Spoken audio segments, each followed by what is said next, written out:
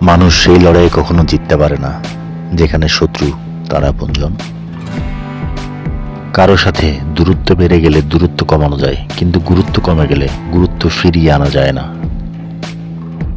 মানুষ যখন কিছু পায় তখন বোঝে না সে কি পেয়েছে, যখন হারিয়ে ফেলে তখন বোঝে সে কি পেয়েছিল আর কি হারিয়েছে। যিনি রাতের পর সকাল দেন তিনি কষ্টের পর সুখ দিবেন ইনশাল্লাহ।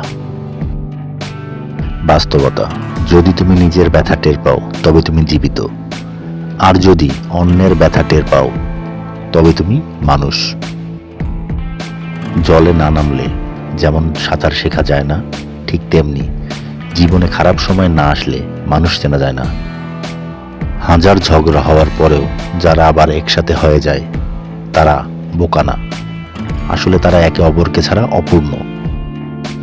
যাকে পাওয়ার জন্য আমি সবাইকে অবহেলা করেছি, দিন শেষে আমি তার কাছ থেকেই অবহেলা পেয়েছি। কখনো কারো মনে কষ্ট দিও না, কারণ সে যদি সহ্য করতে না পেরে আল্লাহর উপর ছেড়ে দেয় তাহলে তার পরিণতি অনেক ভয়াবহ হবে।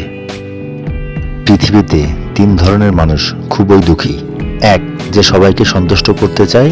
2, যেভাবে সবাই তাকে বুঝবে। 3, যে সবার কথা বেশি ভাবে। সফলতা ছাড়া এই ভদ্র সমাজে আমাদের ছেলেদের কোনো মূল্য নেই।